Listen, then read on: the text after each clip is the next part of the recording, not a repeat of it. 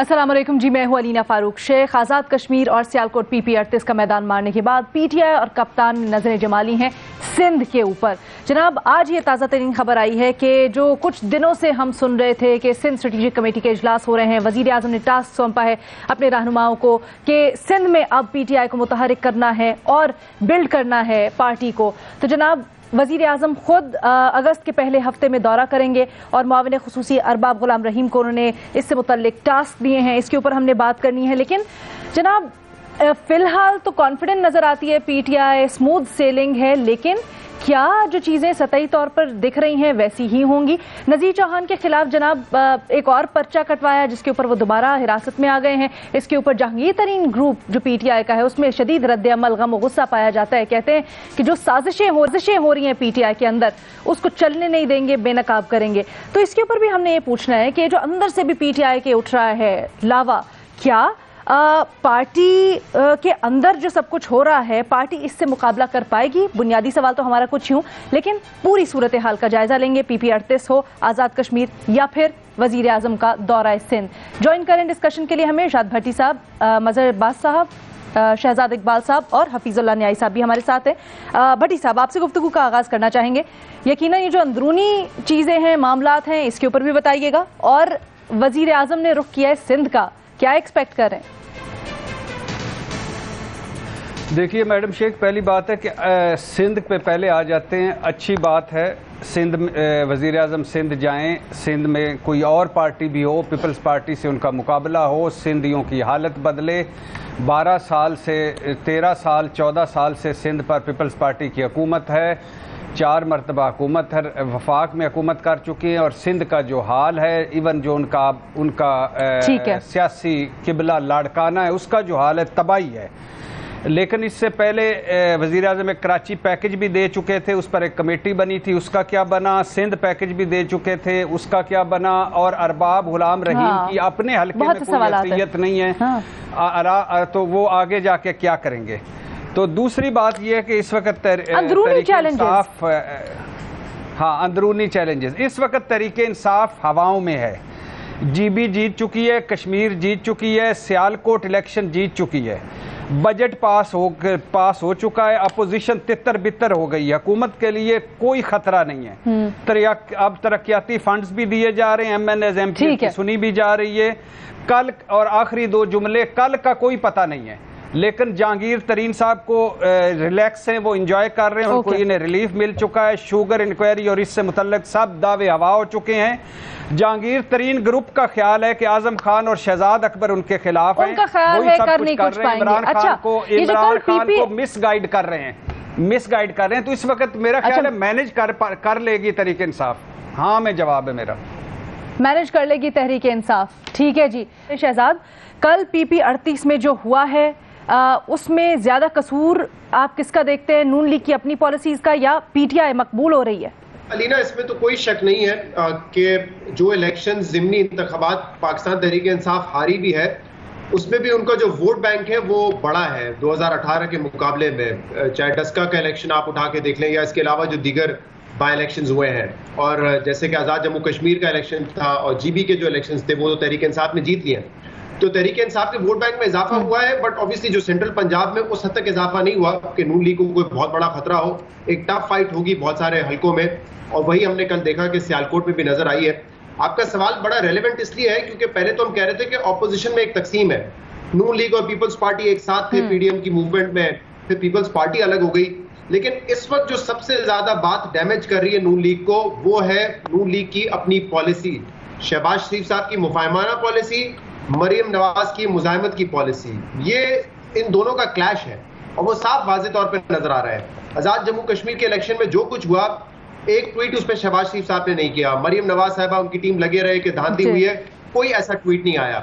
और कल भी आप ये देखिए कि जब एक तरफ अताउल्ला तारर और मरियम नवाज बार बार ये ट्वीट कर रहे थे कि धांधली हो गई है और सिलेक्शन हुई है, जब तक सिलेक्शन होती रहेगी तब तक जीत हार का कोई मकसद नहीं है। लेकिन दूसरी तरफ पार्टी के मलिक अहमद खान साहब, जो कि बहुत करीब है शहबाज शरीफ साहब से, रोशीन इफ्तिखार साहिबा, उन्होंने आके वाज़ेह तौर पे कह दिया, मुबारकबाद दी उन्होंने उस्मान डार को कि बड़ा अच्छा PTI ने मुबारकबाद दी उन्होंने और कहा इस तरह के कोई आसार नजर नहीं आ रहे। अच्छा ठीक है, इसमें तो एक पार्टी पार्टी की एक रहनुमा कह रही है कि धांधली हुई है, दूसरे रहनुमा के मुबारकबाद दे रहे हैं, बड़ा अच्छा इलेक्शन लड़ा है। लेकिन जहां हम नून लीग के अंदर की ये बात करें शहजाद, पीटीआई के अंदर भी एक ग्रोह है जो कि काफी गम और गुस्सा दिखा रहे हैं नजीर चौहान के खिलाफ जो खासकर कार्रवाई हो रही है उसके ऊपर। मजहर अब्बास साहब, आपसे जानना चाहूंगी इसके ऊपर, और वजीर आजम का दौरा सिंध। देखिए, पीटीआई में एतमाद ज़्यादा बढ़ा है, और एतमाद बढ़ने की बड़ी वजह जाहिर है जो बैक टू बैक इलेक्शंस में, बाई इलेक्शन में उनकी शिकस्त थी, उसके बाद आज़ाद कश्मीर, गिलगित बल्तिस्तान, आज़ाद कश्मीर और अब सियालकोट। और गिलगित बल्तिस्तान और आज़ाद कश्मीर के इलेक्शन के मुकाबले में मैं सियालकोट की फतह को ज़्यादा इम्पोर्टेंस दूंगा। उसकी वजह यह है कि आज़ाद कश्मीर और गिलगित बल्तिस्तान के इलेक्शन की डायनेमिक्स मुख्तलिफ होती हैं, लेकिन सियालकोट में उनका जीतना, और वो भी PMLN के गढ़ में जीतना जो है, वो जाहिर है वो बहुत ज़्यादा एतमाद बहाल हुआ है। और उसके नफसियाती, आज़ाद कश्मीर के इलेक्शन के रिजल्ट के नफसियाती असरात भी आए हैं। सिंध में पीटीआई का सबसे बड़ा प्रॉब्लम, पीटीआई का साला साल से ये रहा है कि उन्होंने खास तौर पे रूरल सिंध में उन्होंने कभी भी पीटीआई के अपने लोगों को ये जिम्मेदारी नहीं दी उस तरह कि वो जाके इंटीरियर सिंध काम करें। अब ये जो वजीर आजम लेकर आए हैं, तो वजीर आजम थोड़ा सा सोल सर्चिंग अगर कर लेते, अब ऐसे शख्स को उन्होंने ये जिम्मेदारी दी है जो अपनी पार्टी ऑर्गेनाइज नहीं कर सके। अच्छा, यानी जो अपनी पार्टी ऑर्गेनाइज नहीं कर सके वो पीटीआई को कैसे ऑर्गेनाइज करेंगे? अरबाब रहीम साहब की रेपुटेशन ये रही है कि वो एक जमात छोड़ के दूसरी जमात जाते हैं, दूसरी जमात छोड़ के तीसरी जमात। अच्छा वैसे सर, आपको क्या लगता है on the face of it, जो नून लीग को अपसेट हुआ पंजाब में, सियालकोट में, क्या पीपल्स पार्टी को वो हो सकता है तहरीक इंसाफ ने सिंध का रुख कर लिया? बिल्कुल नहीं होगा। उसकी वजह क्या है? उसकी वजह यह है कि अगर आप एंटी पीपल्स पार्टी जो लीडर्स और पार्टीज हैं उनका बारीकी से जायजा लें, तो वो पार्टी हैं जो सिर्फ पावर पॉलिटिक्स का हिस्सा रहती हैं। वो कभी भी अपने खास हलकों से बाहर नहीं जाती, चाहे वो अरबाब रहीम हो, चाहे पीर पगाड़ा हो, चाहे जतोईज हो। उन्होंने कभी भी अपनी पार्टीज को एक ऑर्गेनाइज तरीके से सिंध के अंदर काम अच्छा, टाइम बड़ा कम, मैं चाहती हूँ न्याजी साहब को भी हम शामिल गुफ्तगू करें। ठीक है जी न्याजी साहब। देखिए जी, पहली बात तो यह है कि जो जमीनी हक़ाइक़ है वो ये है कि सिंध की पॉलिटिक्स में एज पर नाउ अभी इस वक्त तक अंदरून सिंध में नंबर 1 सियासी जमात भी PPP है, नंबर 2 भी PPP है, नंबर 3 भी पीपल्स पार्टी है। नंबर 4 के ऊपर कोई कॉन्टेस्ट करता है, कौन आती है पार्टी, किससे लाई जाती है। कोशिश बहुत हो रही बड़े अरसे से कि कोई नंबर 2 पार्टी क्रिएट की जाए। यही हालत MKM की कराची में थी कि नंबर 1, नंबर 2, नंबर 3, नंबर 4, लेकिन एक इतना बड़ा ऑपरेशन, इतना बड़ा वो फियास्को हुआ, उसके बाद जाके कोई थोड़ी स्पेस मिली और MKM कॉर्नर हुई। वैसे को हालात पैदा किए गए। इससे पहले जाम सादिक साहब के वक्त से लेके और आज तक जितनी हुकूमतें बनी हैं पीपल्स पार्टी के खिलाफ, वो सिर्फ वो जो होता है ना हाउस ऑफ कार्ड्स ही था कि फूंक के साथ गिरने वाली थी, उनकी कोई हैसियत नहीं थी। ये गुलाम रहीम साहब पहले भी रहे हैं। सर बड़ा दिलचस्प है, आपने हाउस ऑफ कार्ड्स का हवाला दिया है, तो दूसरी जाने पीटीआई के अंदर भी कुछ ऐसी सूरत हाल का दावा किया जा रहा है। दूसरी बात यह है कि आप जो इलेक्शन जो रेफरेंस पॉइंट हमने बना लिया है ना आजाद जम्मू कश्मीर और गिलगित बल्तिस्तान का, ये बिल्कुल नहीं बनता। डेस्का का है कि एक सेंस बनती है कि डेस्का में और उसको कितना सुबहानियों का अपना एक रोल है, क्योंकि हर इलाके के अंदर एक मकामी उम्मीदवार जो होता है सुबह उनकी डेथ के बाद, जो तारिक सुबहानी के बेटे हैं, तो वो एक और हालात हैं। लेकिन अमलन में एक बात में सुनते जाएं कि ये इस तरीके से जो इलेक्शन होते हैं जो आजाद कश्मीर में कराए गए हैं, ये हम इलेक्शन बहुत दफे देख चुके हैं। 65 में फातिमा जनाब को भी हारते देख चुके हैं, और 70 के अंदर मुजीब को, रहमान को हटा के, और जुलाई के अंदर जुलाई 71 में भी इलेक्शन करा चुके हैं। ओके सर, ये अच्छा डिस्कशन थोड़ी सी डी ट्रैक हो गई। ठीक है जी जी सर, इसके ऊपर हमने बड़ी एक तवील नशिस्त भी रखी थी, हमने डिस्कशन भी की थी। हम आने वाले दिनों में भी, क्योंकि अब तो ये आने वाले इंतखाबात से मुतल्लिक आने वाले दिनों में भी चीज़ें चलती रहेंगी, तो हम डिस्कशन करेंगे, आपको भी दावत देंगे पैनल के ऊपर। अभी एक छोटी सी ब्रेक लेते हैं, कहाँ हम इशू है जिसको डिस्कस करते हैं।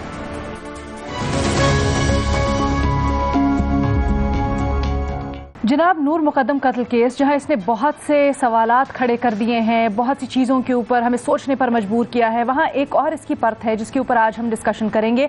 वो है मुल्क में जो मेंटल थेरेपी यानी जहनी दबाव, जहनी परेशानी, जहनी मरीजों का इलाज करने की जो इदारे हैं, क्या उनकी रेगुलेशन हो रही है, किस तरह से हो रही है, और वहाँ पर जो लोग थेरेपी दे रहे हैं उनके चेक एंड बैलेंस से मुतालिक क्या हो रहा है। जनाब, ये पता चला कि पुरतशद्दुद हिस्ट्री के बावजूद जो मुलजिम है नूर मुकद्दम केस में ज़ाहिर जाफर, वो थेरेपी देता रहा लोगों को। तो हमारा बुनियादी सवाल तो अपने एनालिस्ट से कुछ यूँ है कि जहनी मरीजों के इलाज के नाम पर इस किस्म का फ्रॉड करने वाले इदारे और लोगों के खिलाफ कार्रवाई क्या होनी चाहिए। ओपन ऑप्शंस हैं और फिर इसको डिस्कस करेंगे हम। शहजाद इकबाल, सबसे पहले आपसे जानना चाहेंगे, बड़े वनरेबल, बड़ी कमज़ोर स्टेट में होते हैं वो लोग जो कि इस तरह की जहनी दबाव या परेशानियों के लिए किसी को कंसल्ट करते हैं या डॉक्टर्स के पास जाते हैं और बड़ी जल्दी असर भी कबूल कर लेते हैं। तो क्या होना चाहिए, किस तरह से रेगुलेट किया जा सकता है?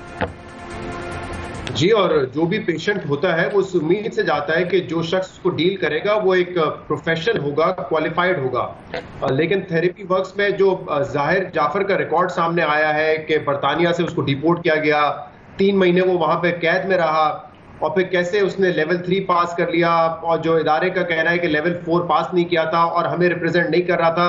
हकायक तो उसके बरक्स नजर आते हैं। जिन जिन इदारों में वो गया है वो थेरेपी वर्क्स के नाम से ही गया है। तो मेरे ख्याल से इदारे को इसकी मुकम्मल जिम्मेदारी लेनी चाहिए। और यहाँ पे तो लगता है कि बहुत ही गैर जिम्मेदाराना रवैया था, क्योंकि ये मुमकिन नहीं है कि अगर आप खुद ड्रग से डील कर रहे हो, आप पेशेंट हो और साथ साथ आप उसी इदारे में लेवल 3 और 4 में चले जाते हैं, इदारे को पता नहीं चलता, इदारे को आप रिप्रेजेंट कर रहे हैं, आपकी खबरें छपती हैं। अच्छा, आलमिया ये है कि इस वाक़े के सामने आने के बाद, ये चीज़ें सामने आने के बाद सिर्फ जो इस्लामाबाद का दफ्तर है वो सील किया गया है, बाकी जो मुख्तलिफ इनके थेरेपी सेंटर्स हैं पूरे मुल्क में वो खुले हुए हैं। ये भी एक बहुत बड़ा आलमिया है। भट्टी साहब, हुकूमत को इस सिलसिले में क्या करना चाहिए रेगुलेट करने के लिए? कोई अभी तक लाइसेंसिंग का सिस्टम रेगुलेट नहीं हुआ हुआ साइकोथेरेपी के लिए या फिर साइकोलॉजिस्ट के लिए। देखिए, ये चीज़ें वहाँ होती हैं जहाँ इंसान की कदर या इंसान की वैल्यू, या जानवरों से बदतर इंसान है और 2 या 3%, 4%, 5% कानून से, हर कानून से बालातर हैं। जैसे ये ज़ाहिर जाफर है, कुछ भी नहीं होना, इस दफ्तर ने भी खुल जाना है और इस दफ्तर ने दोबारा काम शुरू कर देना है। मुझे तो ज़ाहिर जाफर के लगता है कि ये भी किसी ना किसी सतह पे छूट जाएगा। इनके जालिम वालिदैन जो अगर बर वक्त कोशिश करते तो नूर मुकद्दम बच सकती थी, वो भी छूट जाएंगे।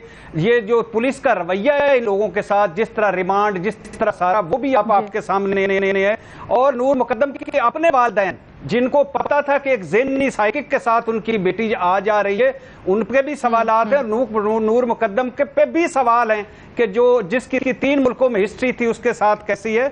तो कवानीन बनने चाहिए, सारा कुछ होना चाहिए, मगर होना कुछ भी नहीं है, कुछ भी नहीं होना। ये पैसे का मामला है, ताकतवरों का मामला है, कुछ भी नहीं होता, चलता रहेगा ऐसे ही और लोग मरते रहेंगे। अच्छा, हम इसीलिए ये आवाज उठा रहे हैं, इसीलिए हम आवाज उठा रहे हैं सर, हम इसीलिए लकीर को पीट रहे हैं कि कहीं ना कहीं जाके तो कुछ होगा किसी लेवल पे भी। मजहर अब्बास साहब, कितना खौफनाक है कि कमजोर जहन या फिर ऐसी स्टेट में, ओके भट्टी साहब, मजहर अब्बास साहब वनरेबल स्टेट में जहन जाएं किसी के पास मदद के लिए और वो उस वक्त उनको गुमराह करने की कैपेसिटी में भी हो सकता है। इस तरह के सोशल मीडिया के ऊपर बहुत से वाकयात शेयर हो रहे हैं। जी, मेरा ख्याल है बेशुमार हैं। हमारे यहाँ असल में कोई चीज़ रेगुलेट नहीं होती, कोई चीज़ रजिस्टर्ड नहीं होती। एक ज़माना था कि अगर जो लोग कराची आते थे उनकी रजिस्ट्रेशन होती थी, और अब जो है इसी शहर में कोई 20 से 25 लाख जिनका कुछ नहीं पता कि वो कौन लोग हैं जो रहते हैं। जिस मुल्क के अंदर शनाख्ती कार्ड जो है वो लाखों की तादाद में जो है वो जाली बनाए जाते हों, वहाँ आप किसी चीज़ को रेगुलेट और वो क्या करते। अब ये तो बड़ा आसान था इसको रेगुलेट करना, इन चीज़ों को रेगुलेट करना, इसको फॉलो करना, इसको मॉनिटर करना। और इसमें बेशुमार कहानियां हैं, सिर्फ यही एक कहानी नहीं है, और बेशुमार कहानियां हैं इस तरह की जिस तरह लोग जाते हैं। हम चूंकि सेल्फ मेडिकेशन के बहुत आदी हैं, तो हम अक्सर खुद फैसला कर लेते हैं, खुद ही चले जाते हैं। इसी तरह आप क्वैक्स देखें, आप मेडिकल की फील्ड में उठा के देख लें, इसी तरह ये साइकेट्रिस्ट का प्रॉब्लम है। तो हमारे यहाँ किसी चीज़ की कोई रेगुलेशन नहीं है। और भट्टी साहब किसी दूसरे उसमें कह रहे थे, लेकिन बुनियादी बात उनकी बिल्कुल दुरुस्त है कि पैसा चलता है। अगर आपके पास पैसा है, चाहे आप बड़े आदमी हो या ना हो, अगर आप जो है वो बहुत बड़े क्रिमिनल भी हैं और आपके पास बेइंतहा दौलत भी है, तो आपको जेल से लेके हर तरह की सहूलत आपको मिलेगी और आप सर इसीलिए सिस्टम होता है। बिल्कुल आप दुरुस्त फरमा रहे हैं, इसीलिए सिस्टम होता है, इसीलिए होती है, इसीलिए सारे के सारी कानून होते हैं ताकि इन्हीं चीज़ों को चेक एंड बैलेंस रखा जा सके, इन्हीं चीज़ों की अकाउंटेबिलिटी हो सके। एक छोटी सी ब्रेक, मजीद इसके ऊपर बात करेंगे।